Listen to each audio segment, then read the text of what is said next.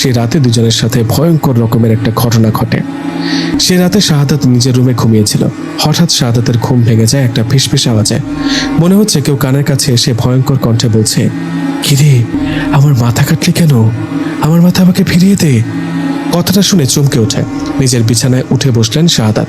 এদিকে বিছানায় বসে রুমের লাইটটা জ্বালিয়ে পুরো রুমে ভালো করে দেখলেন, কিন্তু কাউকে দেখতে পেলেন না। কাউকে দেখতে না পেয়ে শাহাদাত আবারও যেই না রুমের লাইট অফ করছে, ঠিক তখনই শাহাদাত দেখেন তার রুমে দাঁড়িয়ে আছে মাথা কাটা সেই শরীরটা। মাথাবিহীন শরীর দেখে শাহাদাত চিৎকার দিতে যাবে, ঠিক তখনই সেই মুহূর্তে অবয়বটা শাহাদাতের পা টেনে ধরে টানতে টানতে নিয়ে যেতে লাগলো কবরস্থানের দিকে। এমন অবস্থায় শাহাদাত চিৎকার করতে লাগলো। শাহাদাতের চিৎকারে ওর বাড়ির লোকেরা বের হন আর বাইরে গিয়ে দেখেন শাহাদাত জ্ঞান হারিয়ে মাটিতে পড়ে আছে। শাহাদাতের এমন অবস্থায় ওকে সবাই ধরাধরি করে রুমে নিয়ে আসে। রুমে নিয়ে আসার পর সে রাতে ওর আর জ্ঞান ফেরেনি। শাহাদাতের জ্ঞান ফেরে সকালে শাহাদাতের জ্ঞান ফিরতেই ও অবাক করা একটা ঘটনা শোনেন। হঠাৎ শোনেন ওর বন্ধু জয়নালও নাকি রাতে ভয়ঙ্করভাবে চিৎকার করেন, আর ওকে নাকি জ্ঞান হারানো অবস্থায় খুঁজে পান একটা গাছের উপরে। এটা কি হতে পারে?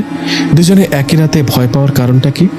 দুজনে ভালো বন্ধু, দুজনের সাথে ভয়ঙ্কর ঘটনা ঘটায় সবাই ওদেরকে ধরে বসে। সবাই ওদের জিজ্ঞেস করে ঘটনা কি। সবার কথার জবাবে দুজনের সব ঘটনা খুলে বলে। শাহাদাত ও জয়নালের মুখে পুরো ঘটনা শোনার পর সবাই অনেক রাগারাগি করে। সবাই বলে, তোমরা কেন এরকম একটা পাপ কাজ করতে গেলে? দুজনকে অনেক বকাঝকা করার পর জয়নাল ও শাহাদাতকে একজন কবিরাজের কাছে নিয়ে গিয়ে ঝাড়ফুঁক দিয়ে নিয়ে আসা হয়। কবিরাজের কাছে ঝাড়ফুঁক দিয়ে নিয়ে আসার পর 2 দিন কোনো সমস্যা হয়নি। 3 দিনের বেলা খুব ভয়ঙ্কর একটা ঘটনা ঘটে। 3 দিনের দিন রাতের বেলা হঠাৎ করে জয়নালকে তার রুমে পাওয়া যায় না। ওকে রুমে না পেয়ে ওর মা বাবা ভাবতে থাকে হয়তো বাইরে কোথাও গেছে। কিন্তু বেশ কিছুক্ষণ অপেক্ষা করার পর যখন দেখা গেল জয়নাল রুমে আসছে না, তখন ওর মা বাবা চিন্তা করেন জয়নাল হয়তো শাহাদাতের বাড়িতে গেছে। এই ভেবে জয়নালের বাবা শাহাদাতের বাড়িতে যাবেন, ঠিক তখনই উল্টো শাহাদাতের বাবাই ওদের বাড়িতে আসলো। শাহাদাতের বাবাকে দেখে জয়নালের বাবা বললেন, কি ব্যাপার, আপনি এখানে? আমি তো আপনার বাড়িতে যাচ্ছিলাম, জয়নাল রুমে নেই, ও কি আপনাদের বাড়িতে গেছে? শাহাদাতের বাবা বলল, না, ও তো আমার বাড়িতে নেই, উল্টো আমি আপনাদের বাড়িতে দেখতে আসলাম শাহাদাত এখানে আছে কিনা। কি বলেন? তার মানে ওরা দুজনেই নিখোঁজ, দুজনেই বাড়িতে নেই। এটা দেখে জয়নাল ও শাহাদাতের বাবা আরও কয়েকজনকে সাথে নিয়ে আশেপাশে খুঁজতে থাকেন। আশেপাশে যত বাঁশ ঝাড় জঙ্গল সবখানে ওদেরকে খুঁজতে থাকেন, কিন্তু কোথাও পান না। ওদেরকে কোথাও না পেয়ে কয়েকজন মিলে ওই কবরস্থানে গিয়ে দেখেন সেখানে জয়নাল ও শাহাদাত দুজনেই জ্ঞান হারিয়ে পড়ে আছে। তাদেরকে দেখে মনে হচ্ছে কেউ অনেক মেরেছে। দুজনকে জ্ঞান হারানো অবস্থায় পেয়ে ধরাধরি করে বাড়িতে নিয়ে যাওয়া হয়। বাড়িতে নিয়ে যাওয়ায় পরের দিন সকালে তাদেরকে জিজ্ঞেস করলে দুজনেই বলে তারা রাতে ঘুমিয়েছিল। মধ্যরাতে তাদের ঘুম ভেঙে যাওয়ায় দেখতে পান সে মাথাবিহীন শরীরটা। ওটাকে দেখে ওরা চিৎকার করতে যাবে, ঠিক তখনই সে ভয়ঙ্কর অভাবটা ওদের পা ধরে টেনে ওই কবরস্থানে নিয়ে যায়।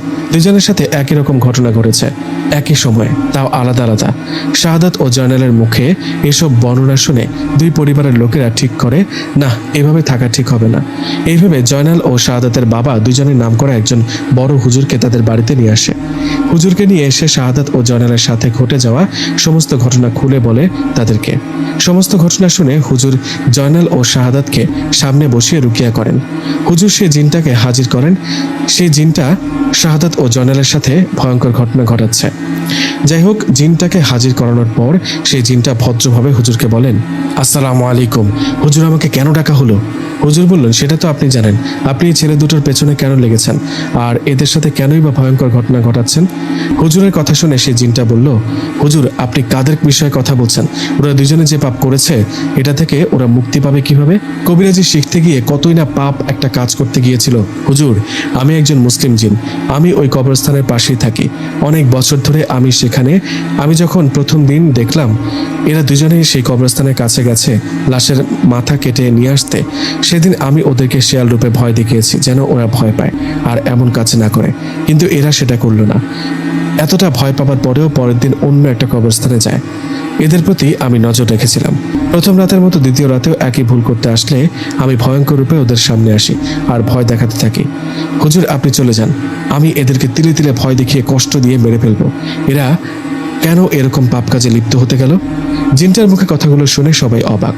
তাহলে জিনটার কোনো দোষ নেই। এদিকে জিনের মুখে কথাগুলো শোনার পর হুজুর বললেন, আপনার সাথে আমিও একমত, তবুও সবাইকে তো একবার ভালো হবার সুযোগ দিতে হয়, তাই না? আপনি এদেরকে একটাবার সুযোগ দেন। এরা না বুঝে কবিরাজি আর জিন বশ করার নেশায় এরকম একটা ভুল করেছে। আপনি এদের মাফ করুন আর চলে যান। জিন বলল, হুজুর, আপনি অনেক জ্ঞানী একজন মানুষ, আপনাকে সম্মান করে আপনার কথায় রাজি হলাম। আমি এদের ছেড়ে যাব, কিন্তু এদের তওবা করে ভালো পথে ফিরে আসতে হবে। আর কখনো যদি এরকম কোনো ভুল করতে চায়, কখনো যদি এদের খারাপ উদ্দেশ্যে কবরস্থানে আশেপাশে দেখি, তাহলে ওদের মেরে ফেলবো। কথাটা বলে হুজুরকে সালাম দিয়ে জিনটা চলে গেল। জিনটা চলে যাবার পর হুজুর শাহাদাত ও জয়নালকে বললেন,